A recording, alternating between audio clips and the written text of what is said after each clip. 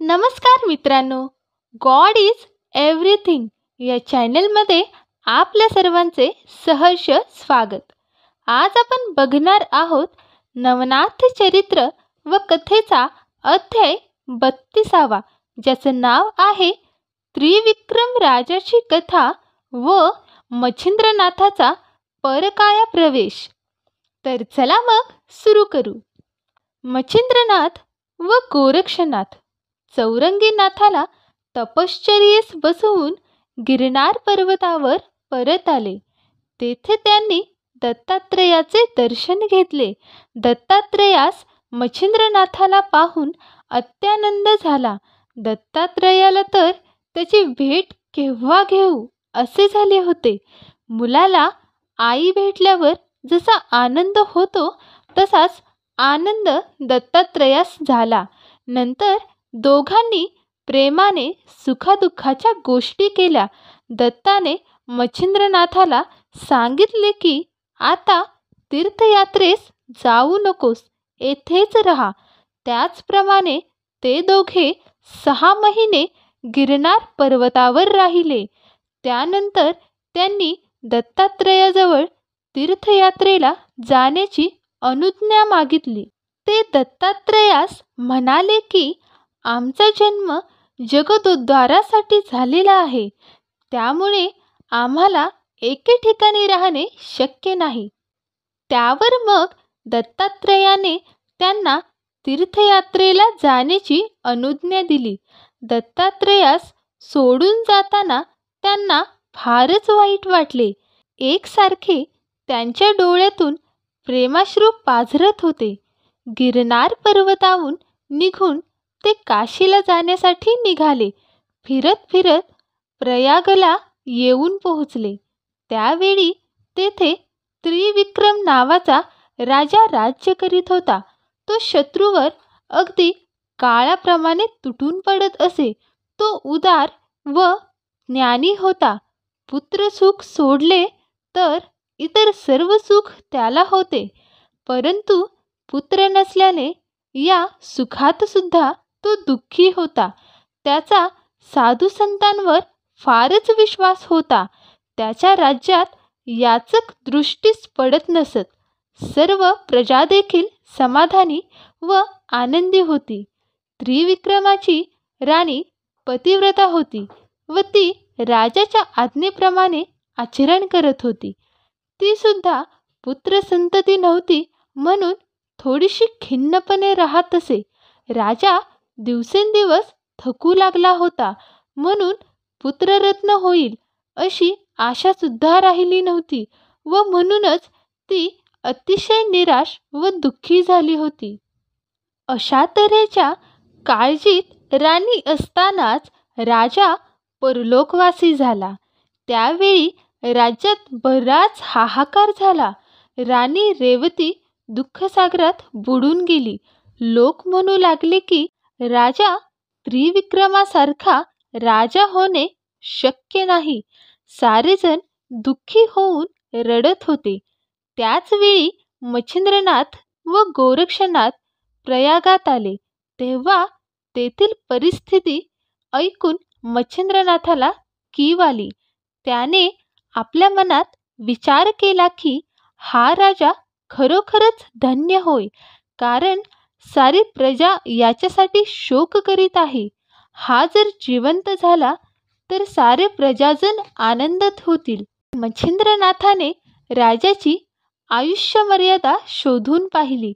तेव्हा तो राजा ब्रह्मस्वरूपात विलीन झाला होता.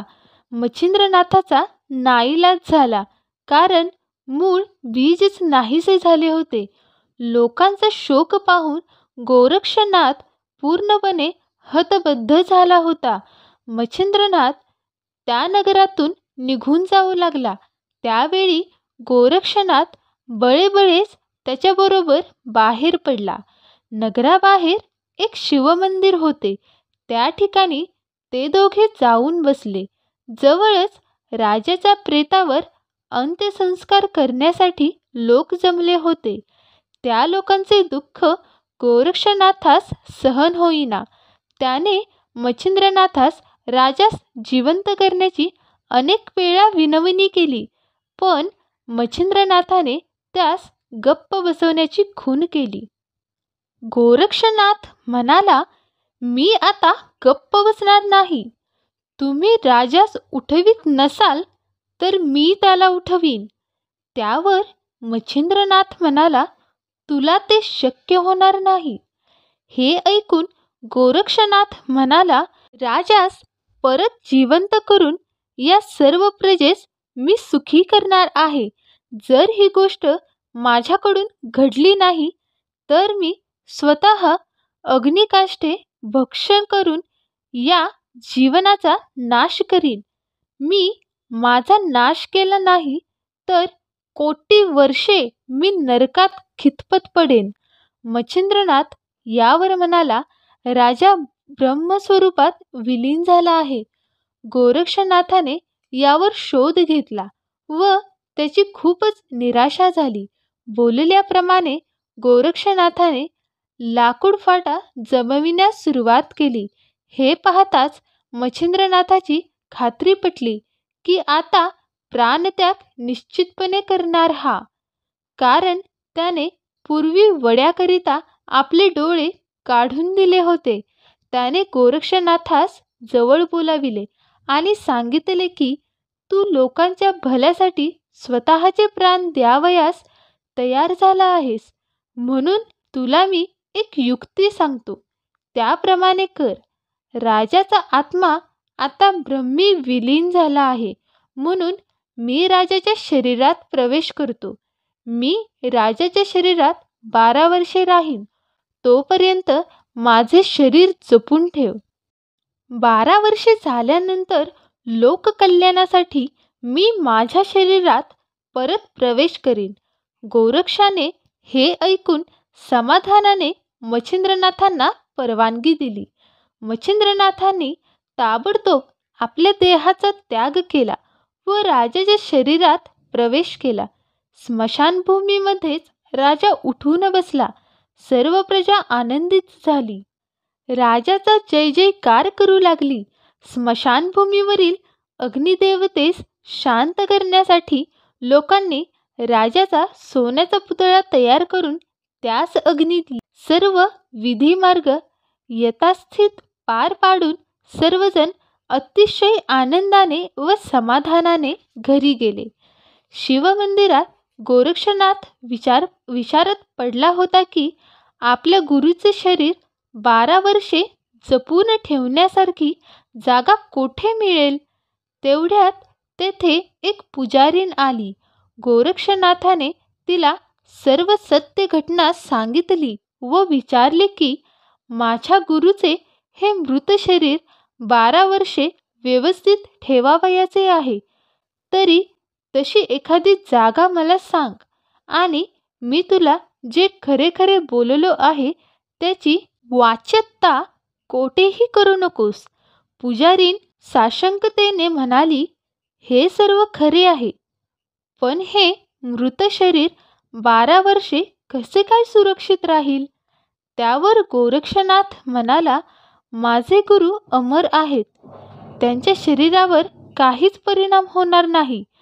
पण ही गोष्ट तुझ्या माझ्यातच राहू दे, नाहीतर फार मोठा प्रसंग येईल. मग त्या पुजारिणीने गोरक्षास शिवमंदिरातील भुयार दाखविले. ते भुयार अत्यंत गुप्त होते. तेथे गोरक्षनाथाचे मनात आले, आपल्या गुरुचे मृत शरीर येथेच ठेवावे. मग त्याने तसेच केले. त्रिविक्रम राजाच्या शरीरात प्रवेश केलेल्या मच्छिंद्रनाथाने यथायोग्य रीतीने राज्यकारभार पाहण्यास सुरुवात केली. राणीबरोबरही राजाप्रमाणेच त्याचे बोलणे वागणे होते. सर्व गोष्टी मच्छिंद्रनाथाने त्या अंतर्ज्ञानाने जाणल्या होत्या. त्रिविक्रम राजाच्या स्वरूपात मच्छिंद्रनाथ एके दिवशी शिवमंदिरात गेला. तेथे त्याचे मनात आले की गोरक्षनाथाची चौकशी करावी. मग त्यावर गोरक्षनाथाने आपण कोण आहे यासंबंधीची सविस्तर माहिती दिली. मच्छिंद्रनाथाचा मृतदेह ज्या ठिकाणी सुरक्षित ठेवला होता ती जागा त्याने दाखविली आणि बर्बर या भाषेमध्ये सर्व प्रकारची माहिती दिली. राजा तेथे काही वेळ थांबून परत निघून गेला. अशा प्रकारे राजा दररोज तेथे येत असे व स्वतःचा मृतदेह पाहून गोरक्षनाथाशी मनमोकळ्यापणे गोष्टी करत असे व राजवाड्याकडे परत जात असे. अशा प्रकारे 2 महिने झाल्यानंतर एके दिवशी गोरक्षनाथ राजास म्हणाला, हे राजा, आता आम्ही तीर्थयात्रेस जावे असे म्हणतो, तरी तुम्ही स्वतःच्या शरीराचे पूर्णपणे संरक्षण करावे आणि स्वहित साधून योग्य प्रकारे योग साधना करावी. आता मला येथे राहणे नकोसे झाले आहे, तरी तीर्थयात्रा करण्याची अनुमती द्यावी. राजाने गोरक्षनाथास तीर्थयात्रेस जाण्याची परवानगी दिली व त्याचप्रमाणे गोरक्षनाथ तेथून निघून गेला. 6 महिन्याच्या कालावधीनंतर राणी रेवती गरोदर राहिली. योग्य काळ होताच तिला पुत्ररत्न झाले. मुलाचे बारसे करून त्याचे नाव धर्मनाथ असे ठेवले. धर्मनाथ 5 वर्षाचा झाला. मुलाचे तेज दिसामासी वाढतच होते. राजा व राणी एके दिवशी शिवमंदिरात पूजेसाठी गेले. राणीने श्री शंकराची षोडशोपचारे पूजा केली व देवापुढे मागितले की, हे शिवशंकरा, पार्वतीपते, आता माझ्या इच्छा तृप्त झाल्या आहेत, तरी मी सौभाग्यवती असतानाच मला मरण दे. राणीचे हे मागणे ऐकताच तेथील पुजारीण जोरजोरात हसू लागली. रेवती राणी आश्चर्य करू लागली. तिने पुजारणीस हसण्याचे कारण विचारले. त्यावेळी पुजारीण राणीस म्हणाली, माझ्या हसण्याचे कारण आपण मला विचारू नये, कारण त्यामुळे मोठी संकट परंपरा सुरू होईल. मी अत्यंत दुबळी आहे व तुम्ही सर्व सत्ताधीश आहात. मी खरे बोलले तर तुम्हास राग येईल आणि त्या रागाच्या भरात तुम्ही माझा प्राणनाशही कराल. राणीने पुजारिणीस पूर्णपणे अभय दिले. तसेच तुला कुठल्याही प्रकारचा त्रास होणार नाही असे सांगितले. मग पुजारिणीने राणीस प्रथमपासूनची सत्य कथा सांगितली.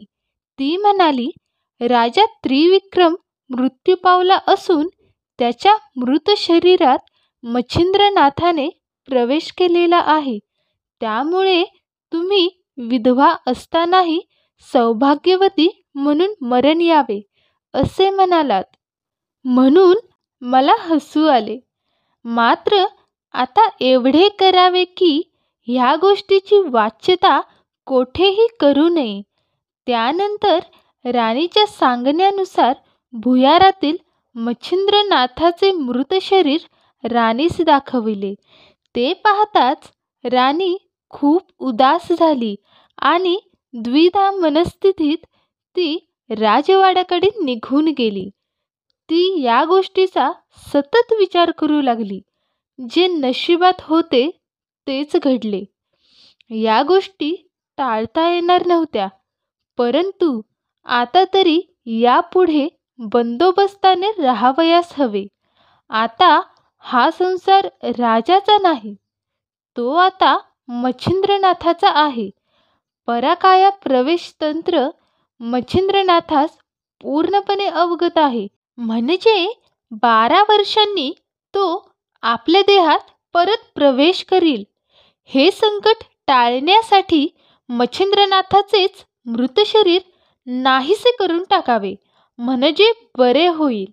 असा विचार करून रेवती राणीने कोणासही काहीही न कळविता एका नोकरानीस बरोबर घेऊन ती शिवमंदिरात गेली.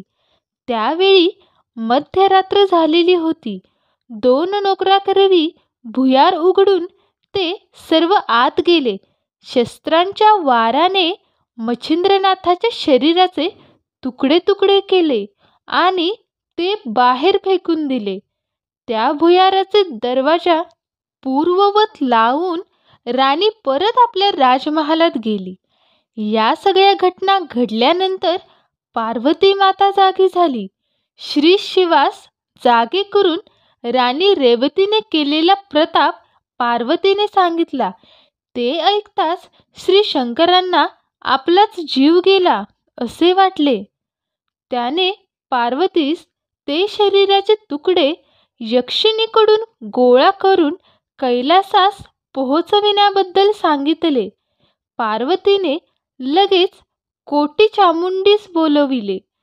त्या येताच त्यांना मच्छिंद्रनाथाच्या शरीराचे सर्व तुकडे गोळा करून नीट ठेवावे व ते तुकडे वीरभद्राच्या ताब्यात द्यावे असे सांगितले.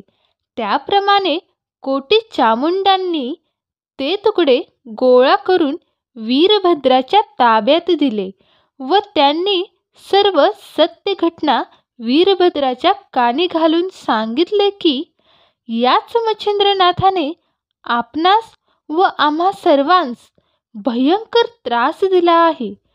तो आपला एकमेकांचा शत्रू आहे. त्याने आम्हास नागवे करून फजित केली होती. अष्टभैरवांना खूपच त्रासही दिला होता. तशी आपलीही त्रेधा तिरपिटही केली होती. मारुतीची सुद्धा तीच गती झाली होती. सर्व देवांना भारी असलेला हा मच्छिंद्रनाथ आज मरण पावला आहे. तरी हा अनायासे आपल्या ताब्यात आलेला आहे. म्हणून त्याचे शरीर नीट जपून ठेवावे. कारण या मच्छिंद्रनाथाचा शिष्य गोरक्षनाथही महाप्रतापी आहे. तेव्हा नीट काळजी घ्यावी. हे ऐकताच वीरभद्राने 84,72,00,000 शिगवण, कोटी यक्षिणी, चामुंडा, डाकिनी, शंखिनी यांचा कडेकोट पहाराच बसविला. त्यावेळी त्रिविक्रम राजा श्री शिव मंदिरात जात असे व खून तशीच आहे हे पाहून समाधानाने तो राजमहाली पण परत जाई. घडलेल्या प्रकाराची यत्किंचितही जाणीव त्याला झाली नाही. त्याची 12 वर्षाची मुदत आता संपली. गोरक्षनाथ त्यावेळी तीर्थयात्रा करीत होता. 12 वर्षे पूर्ण झालेली आहेत हे कळून तोही पूर्ण सावध झाला. राणी रेवतीने मच्छिंद्रनाथाच्या शरीराचे तुकडे केले व ते इतस्त फेकून दिले. ते यक्षिणींकडून पार्वतीने जतन करण्यासाठी वीरभद्राकडे दिले. इत्यादी घटनांची माहिती गोरक्षनाथास नव्हती.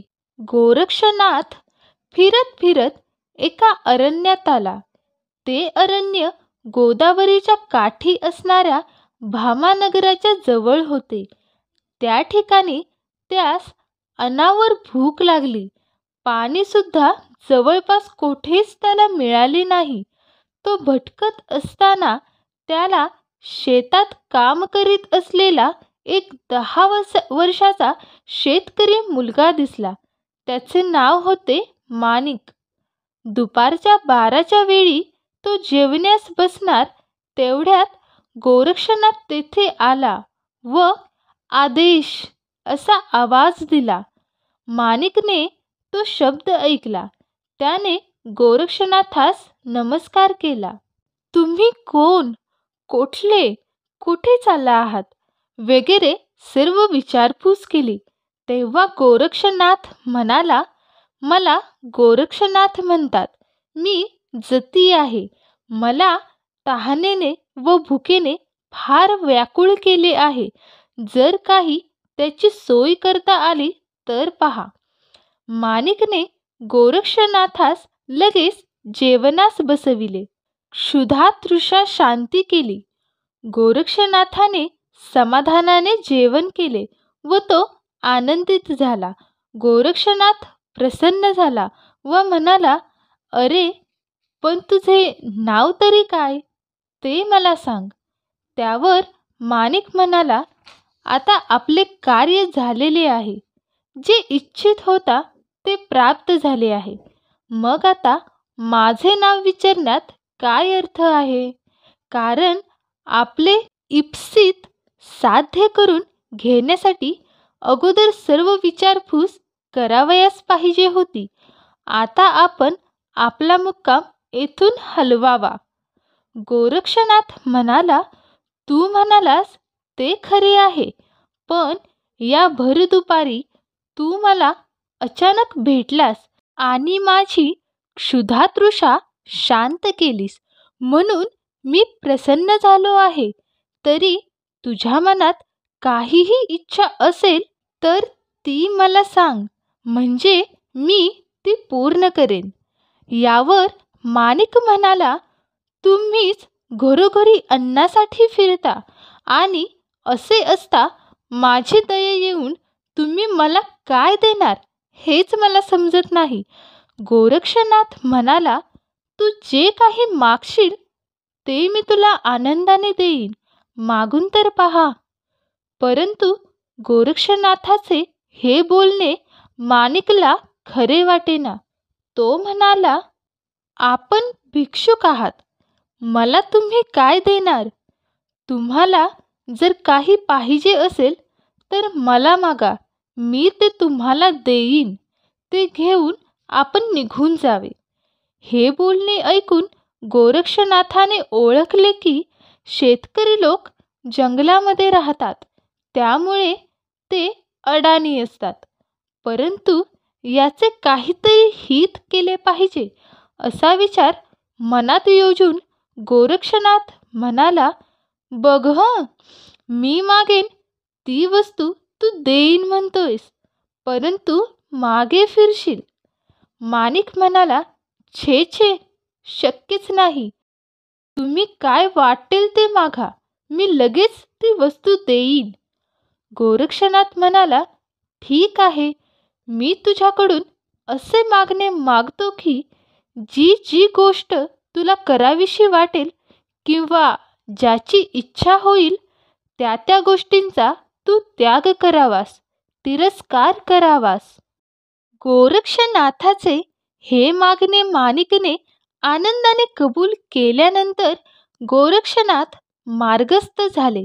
शेतकीचे औत फावडी वगैरे सामान घेऊन माणिक शेतातून आपल्या घराकडे निघाला. पहिल्या प्रथम त्याचे लक्ष भोजनाकडे गेले. तेवढ्यात त्याला आपण गोरक्षनाथास दिलेल्या वचनाचे स्मरण झाले. आपल्या घराकडे जावे असे वाटले, म्हणजे आता घरी जाता येणार नाही. तो त्याच ठिकाणी उभा राहिला व झोप घेऊ लागला. डोक्यावरचे ओझे तसेच होते. अंग हलवावे वाटले, पण त्याने अंग किंचितही हलू दिले नाही. या दिलेल्या शब्दाचा परिणाम असा झाला की वायुभक्षणाखेरीज दुसरा इलाजच नव्हता. त्यामुळे त्याचे सर्व शरीर क्षीण व अशक्त झाले. काही काळाने शरीरातील सर्व रक्त आटून गेले. थोडे सुद्धा मांस शिल्लक राहिले नाही. अशा परिस्थितीत तो रामस्मरण करीत एका जागी उभा राहिला. गोरक्षनाथ तीर्थयात्रा करीत बद्रिकाश्रमास गेला. तेथे बद्री केदारास नमस्कार करून चौरंगीनाथाची काय काय परिस्थिती झाली ती पाहण्यासाठी तो गेला. गुहेच्या दाराशी लावलेला दगड म्हणजेच शिळा त्याने काढली आणि आत पाहिलं. चौरंगीनाथाचे सर्व शरीर वारुळाने वेढून टाकले होते.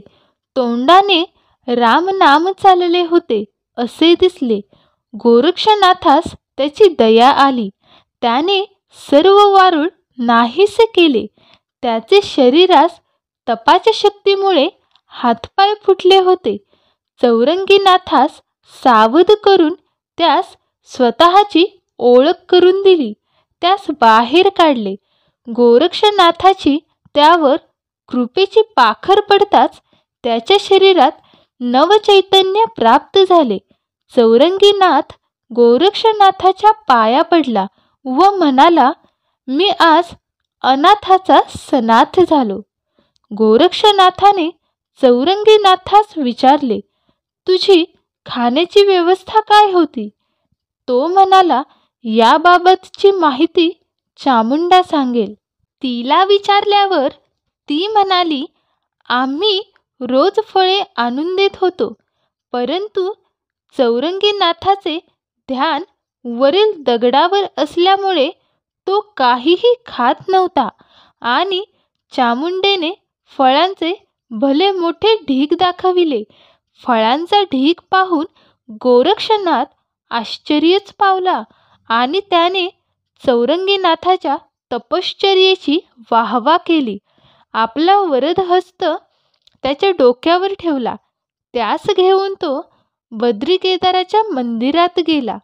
तेथे चौरंगीनाथास श्री शिव आणि पार्वतीचे दर्शन घडविले आणि 6 महिने चौरंगीनाथाकडून विद्येचा अभ्यास करून शस्त्रास्त्र विद्येमध्ये त्यास पारंगत केले. नंतर ते दोघेजण तेथून निघाले. विदर्भ देशातील कौंडण्यपुरात त्यांनी मुक्काम केला व चौरंगीनाथास आई वडिलांना भेटून येण्यास सांगितले. तसेच त्यांनी तुझे हातपाय तोडले म्हणून त्यांना तुझ्या शक्तीने प्रताप दाखव असेही सांगितले. गोरक्षनाथाच्या आज्ञेप्रमाणे चौरंगीनाथाने वातास्त्र मंत्र विभूतीवर प्रक्षेपून त्याने ते राजाच्या बागेकडे फेकले. त्याचबरोबर बागेत असलेले 1600 माळी त्या वाऱ्याने उडून गेले. वातास्त्र परत घेताच ते खाली कोसळले. त्यांपैकी काही पळून गेले, कित्येक जण बेशुद्ध झाले आणि भरपूर जणांनी राजास जाऊन घडलेला वृत्तांत कथन केला. सर्व आश्चर्यचकित झाले. हे कोणी केले याचा शोध घेण्यासाठी राजाने काही खास दूत पाठविले. त्या दूतांनी शोध घेऊन राजास सांगितले की पाणवठ्यावर 2 कानफाडे गोसावी बसलेले आहेत. ते अत्यंत तेजपुंज असून त्यांनीच हा प्रकार केलेला असावा असे वाटते. दूतांचे बोलणे ऐकताच राजाने विचार केला की बहुधा हे मच्छिंद्रनाथ व गोरक्षनाथ असावेत. त्यांच्याकडे आपण जावे व झालेल्या चुकीबद्दल क्षमायाचना करावी, नाहीतर या सर्व नगरातील नागरिकांचे प्राण संकटामध्ये येतील. राजा आपल्या लवाजम्यासह पाणवठ्यावर गेला. गोरक्षनाथाने चौरंगीनाथास आपली ताकद दाखविण्यास सांगितली. त्याने लगेच वातास्त्राची योजना केली. त्यामुळे सर्वजण हत्ती, घोडे, रथांसह आकाशात उडले. सर्वजण घाबरून त्याची प्रार्थना करू लागले. परत गोरक्षनाथाने आज्ञा केली. त्यानुसार पर्वतास्त्राची योजना करून वातास्त्र परत घेतले. त्यामुळे सर्वजण पर्वताच्या सहाय्याने हळूहळू खाली उतरले. ते सर्वजण दरत पूर्वस्थितीवर आले. राजा गोरक्षनाथाजवळ गेला व आदराने आणि आग्रहाने त्याने आपल्या घरी यावे अशी प्रार्थना केली. यावर चौरंगीनाथ म्हणाला, तुझ्या घरी आम्ही येणार नाही. सावत्र आईच्या मोहजालात फसून तू माझे हातपाय तोडले होतेस. चौरंगीनाथाने पहिल्यापासूनचे खरोखरी घडलेल्या घटनेचे वर्णन केले. यावेळी राजास समजले की आपली राणी भुजावंती ही जारीने कर्म करणारी स्त्री आहे. राजास अतिशय क्रोध आला. त्याने भुजावंती राणीस मारहाण करीत तेथे घेऊन येण्याची आज्ञा आपल्या सैनिकांस दिली. परंतु चौरंगीनाथाने त्यास विरोध केला. राजरस्त्यावर सर्व लोकांदेखत शिक्षा न करता तिला जी काय शिक्षा करावयाची आहे ती घरीच करावी असे सांगितले. गोरक्षनाथ व चौरंगीनाथास एका पालखीत बसवून सन्मानाने राजाने राजवाड्यात आणले. राजाने राणीचा अपराध योग्य तऱ्हेने राणीच्या माथी मारला व तिला हकलून दिले. राजा दुःखी दिसल्याचे गोरक्षनाथाने त्याला दुसरी सखी करण्यास सांगितले व आपला कृपाशीर्वाद देऊन पुत्रपौत्र होतील असेही सांगितले. गोरक्षनाथ व चौरंगीनाथ यांनी तेथे 1 महिना मुक्काम केला व तेथून पुढे मार्गक्रमण करू लागले. मार्गक्रमण करीत करीत दोघे प्रयागास गेले. प्रयागमध्ये स्नानविधी उरकून शिवमंदिरात गेले. देवदर्शन झाल्यानंतर पुजारीनीस बोलवून तिला मच्छिंद्रनाथाच्या शरीराबद्दल विचारले. ती एकदम घाबरली व भीतीने ती थरथर कापू लागली. तिने गोरक्षनाथाच्या समोर साष्टांग नमस्कार घातला आणि ती अडखळत बोलू लागली की, महाराज, राणी रेवतीने मला घाबरवून सोडले आणि धमकीही दिली. त्यामुळे मी सत्यकथा सांगितली. पण आता तुम्ही तुमच्या गुरुच्या शरीराची काय अवस्था आहे ती सक्षम पाहावी. तिच्या बोलण्यावरून गोरक्षनाथास शंका आली आणि तो ताबडतोब भुयाराकडे गेला. दार उघडून पाहिले तर मृत शरीर तेथे नव्हते. ते हे पाहताच तो धाय मोकलून रडू लागला. पुजारीण तेथे आली व ती म्हणाली, महाराज, शोक करू नका. मी आत्ता राणीकडे जाते. तिने मृत शरीराचे काय केले ते विचारून येते. असे बोलून त्वरेने ती निघून गेली. राजवाड्यात पुजारीण गेली व राणीची भेट घेतली. मच्छिंद्रनाथाच्या शरीराबद्दल मी तुम्हाला 12 वर्षांपूर्वी सांगितले होते. ती 12 वर्षे आज संपलेली आहेत म्हणून मी आपणाकडे आले आहे. यावर राणी रेवती म्हणाली, राजा त्रिविक्रमाच्या मृत शरीरात मच्छिंद्रनाथाने प्रवेश केला व आपले मृत शरीर त्याने आपल्या शिष्याकरवी शिवमंदिरात सुरक्षित अशा भुयारात ठेवले. 12 वर्षांनंतर मच्छिंद्रनाथ परत आपल्या शरीरात प्रवेश करणार आहे हेही तू मला बोलली होतीस. मी त्यानंतर एके दिवशी मध्यरात्री शिवमंदिरातील मच्छिंद्रनाथाचे मृत शरीर काढले व शस्त्राने त्याचे बारीक तुकडे केले आणि ते रानावनात इतस्त विखरून टाकले. आता त्यास बराच कालावधी लोटला असून शरीराचे तुकडे किड्यामुंग्यांनी खाऊन टाकले असतील. आता त्याचा लवलेशही शिल्लक नसेल. आता तू अजिबात घाबरू नकोस. रेवती राणीचे हे बोलणे ऐकून ती भयंकर घाबरली. सत्य वस्तुस्थितीचे निवेदन तिने गोरक्षनाथाला केले. गोरक्षनाथ तर भलताच संतापला. त्या राणीस शिळा करून टाकावयाची इच्छा त्याच्या मनात आली. पण आपल्या गुरुची स्त्री ती आपली आई ठरते हे जाणून त्याने तो विचार बाजूस सारला. शिवाय रेवतीला पुत्ररत्न झाले होते. मच्छिंद्रनाथाच्या शरीराचे जरी तुकडे केले असले तरी ते नाश होणार नाहीत हा विचार करून त्याने त्या तुकड्यांचा शोध करावयाचे ठरविले. तो चौरंगीनाथास म्हणाला, मी आता गुरु मच्छिंद्रनाथाच्या शरीराचे तुकडे शोधण्याकरिता जाणार आहे. मी अत्यंत सूक्ष्म रूप घेणार आहे. माझे शरीर मी येथेच ठेवून जाणार आहे. तू त्याचे काळजीपूर्वक संरक्षण कर, कारण मच्छिंद्रनाथाच्या शरीराचे राणी रेवतीने तुकडे केले तसे होण्याची भीती आहे. असे बोलून त्याने आपले शरीर तिथेच सोडून त्याने सूक्ष्मजीव धारण केला. त्या अवस्थेमध्ये त्याने पृथ्वी, स्वर्ग, पाताळ वगैरे सर्व ठिकाणी शोधून पाहिले, पण त्यास काही सापडलेच नाही.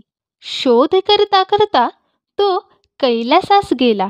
तेथे असलेले शिवगण पाहू लागला. शोध घेताना त्याला मच्छिंद्रनाथाची हाडे, त्वचा, मांस वगैरे दिसून आले.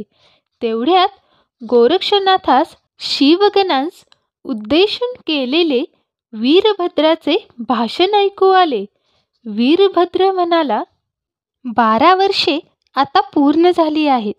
आपल्याला मच्छिंद्रनाथाच्या शरीराचे आता अधिक सावधपणे रक्षण करावयास हवे, कारण त्याचा शिष्य गोरक्षनाथही अत्यंत बलवान असून तो तेथे प्रतिकार करण्यासाठी व मृत शरीर नेण्यासाठी कोणत्या रूपात येईल हे सांगता येत नाही, म्हणून अतिशय सावध रहा.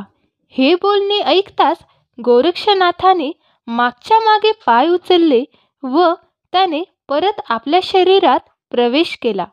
गोरक्षनाथ व चौरंगीनाथाने यावर पूर्णपणे विचार केला आणि भस्म व झोळी घेऊन ते युद्धाच्या तयारीने निघाले. गोरक्षनाथाने पर्वतास्त्राची योजना केली व ते सूर्यावर सोडले. त्यामुळे सूर्याचा रथ अडखळला गेला. सूर्याने मग वज्रास्त्राची योजना करून अडथळा दूर केला आणि हे कृत्य कोणी व कशासाठी केले याचा अंतर्ज्ञानाने शोध घेतला. गोरक्षनाथाने हे केले असे समजल्यावर आपल्या रथासह तो गोरक्षनाथाकडे आला. सूर्याचा दाह सहन व्हावा म्हणून गोरक्षनाथाने चंद्रास्त्राची योजना केली व कोटी चंद्र निर्माण केले. त्यामुळे सूर्याचा दाह सहन करणे इतपत झाला. गोरक्षनाथ व चौरंगीनाथ सूर्यदेवाला सामोरे गेले व त्यांनी त्यास नमस्कार केला. सूर्याने त्यांना विचारले की अशा प्रकारे माझ्याशी वागण्याचे काय कारण घडले ते तुम्ही सांगा. गोरक्षनाथ म्हणाला, गुरु मच्छिंद्रनाथाचे शरीर शिवगणांनी कैलासास नेले आहे व ते देण्यास तयार नाहीत. तुम्ही यामध्ये मध्यस्थी करावी आणि तो देह आमच्या ताब्यात द्यावा, म्हणजे आमच्या दृष्टीने चांगले होईल. सूर्याने त्याचे म्हणणे कबूल केले व तो कैलासास गेला. वीरभद्राशी त्याने बोलणे केले. गोरक्षनाथ अत्यंत महाप्रतापी आहे, परंतु मी खास मध्यस्थीसाठी आलो आहे. तेव्हा तू मच्छिंद्रनाथाचे मृत शरीर गोरक्षनाथास त्वरित परत कर. यावर अत्यंत त्वेषाने वीरभद्र म्हणाला, ज्या मच्छिंद्रनाथाने आमचे हालहाल केले, जो आमचा शत्रू आहे, तो अनायास आमच्या ताब्यात आला असता आम्ही त्याला कसे सोडून देऊ? आमचा प्राण गेला तरी हरकत नाही, पण आम्ही मृत शरीर परत करणार नाही. सूर्यदेव यावर म्हणाले, अरे वीरभद्रा, मागले युद्धात ज्याने तुमचे एवढे हाल केले, तुमची अब्रू काढली, त्यास तुम्ही त्या युद्धात का पराजित केले नाही? आता लंब्या चौड्या गप्पा मारता. त्यावेळी तुमचे कोठे गेले होते वीरत्व व पुरुषत्व? मच्छिंद्रनाथा इतकाच गोरक्षनाथही महाप्रतापी आहे. त्यावेळी मच्छिंद्रनाथ एकटाच होता, पण आता गोरक्षनाथाबरोबर चौरंगीनाथही आहे. होणाऱ्या परिणामाची कल्पनाच करता येत नाही, तरीही तू पूर्ण विचार कर. सूर्याने बरेच समजावून सांगितले, पण त्याचा काहीच उपयोग झाला नाही. वीरभद्र मच्छिंद्रनाथाचे मृत शरीर परत देण्यास तयारच झाला नाही. तो पक्का दुराग्रही व हट्टी बनला. मग सूर्याने सांगितले, माझी एक मागणी आहे. तुम्ही हे युद्ध कराल ते या कैलासावर करू नका, ते पृथ्वीवर करा. कारण कैलासावर युद्ध झाले तर सर्व कैलासाचा पूर्णपणे विध्वंस होईल. सूर्य एवढे बोलून तेथून निघून गेला. सूर्य निघून गेल्यानंतर वीरभद्राने आपल्या शिवगणांस आज्ञा केली की आपण सर्वजण युद्धासाठी पुढे जावे. मी मागाहून येत आहे. त्यानुसार अष्टभैरव गण वगैरे पुढे निघाले. 72,84,00,000 शिवगण विविध शस्त्रांनी व अस्त्रांनी सुसज्ज होऊन युद्धास तयार झाले. गोरक्षनाथ व चौरंगीनाथाने हे पाहून ते सावध झाले आणि या युद्धास सुरुवात झाली. तुंबळ युद्ध सुरू झाले, पण चौरंगीनाथाने सोडलेल्या मोहिनी अस्त्र व वातास्त्राने सर्व शिवगण भ्रमिष्ट झाले व सैरावैरा पळू लागले. तेवढ्यात वीरभद्र तेथे आला आणि त्याने आपल्या गणांची ती अवस्था पाहिली. तो अतिशय रागावला व चवताळला. एकमेकांचा नाश होण्यासाठी अत्यंत प्रखर अशा शस्त्रास्त्रांचे युद्ध सुरू झाले. गोरक्षनाथाने तेवढ्यातच संजीवनी अस्त्राची योजना केली. त्यामुळे सर्व मृत दानव जिवंत झाले. त्यामध्ये त्रिपुर, मधु, मुचकुंद, वक्रदंत, रावण, कुंभकर्ण, हिरण्याक्ष, हिरण्यकशिपू, बकासूर, अधासूर, जालंधर, कालयवन, महिषासूर वगैरे महाशूर दानव युद्धासाठी उभे ठाकले की ज्याच्यामुळे त्यावेळी 33 कोटी देवांनी रणक्षेत्र सोडून ते विमानांनी दूर गेले. त्यांना फार मोठी काळजी लागून राहिली. देवांनी लगेच वैकुंठास जाऊन श्री विष्णूस ही सर्व सत्य घटना सांगितली. विष्णूला वाटले की आता यासाठी आपल्याला परत नवीन अवतार घ्यावा लागणार आहे की काय. श्री विष्णूंनी श्री शंकरास परिस्थिती सांगितली व म्हटले, तुझ्या त्या वीरभद्रांच्या हट्टीपणामुळे हा प्रसंग ओढवून घेतला आहे. श्री शिव लगेच गोरक्षनाथाकडे गेले व युद्ध थांबवावे तसेच सामोपचाराने सर्व मिटवावे असे सांगितले. परंतु माझा गुरु मच्छिंद्रनाथाचे शरीर वीरभद्राने मला परत दिल्याशिवाय मी हे युद्ध थांबविणार नाही असे गोरक्षनाथ म्हणाला. शंकरांनी लगेच चामुंडास कैलासास पाठविले आणि मच्छिंद्रनाथाचे मृत शरीर गोरक्षनाथास दिले. शंकर म्हणाले, आता राक्षसांना अदृश्य करून टाक. तेव्हा गोरक्षनाथ म्हणाला, अस्त्राच्या योगाने हे राक्षस निर्माण केलेले नसून ते संजीवनी मंत्राच्या सिद्धीने उत्पन्न केले आहेत. एक तर राक्षस तरी नाहीसे होतील किंवा आपण वीरभद्राची आशा सोडून द्यावी. त्यामुळे शंकरांनी सांगितले की मधु राक्षसाचा नाश करण्यासाठी आम्ही रानोमळ भटकत होतो. अखेर एकादशीस अवतार घेऊन त्याचा संहार केला. अशी दानवांची संकटे वारंवार आली होती. यासाठी आता उशीर न लावता त्यांचा नाश कर. आम्ही वीरभद्राची आशा आता सोडली आहे. वीरभद्र एकाकी परंतु अतिशय त्वेषाने लढत होता. यावेळी सर्व राक्षसगण त्याच्याशी लढत होते. गोरक्षनाथाने वाताकर्षण अस्त्राची योजना केली. त्यामुळे सर्व राक्षस व वीरभद्र तात्काळ मरण पावले. श्री शिव व विष्णू यांनी गोरक्षनाथाची मग स्तुती केली. त्यानंतर गोरक्षनाथाने अग्न्यस्त्राची योजना करून सर्व प्रेतांवर अग्निसंस्कार केला. वाताकर्षण प्रयोग नाथपंथीयांशिवाय देवदानवांशी नवखा होता. त्यांना त्याचे आश्चर्य वाटले आणि या ठिकाणी अध्याय 32 हा समाप्त होतो. पुढच्या व्हिडिओमध्ये आपण अध्याय 33 बघणार आहोत. धन्यवाद.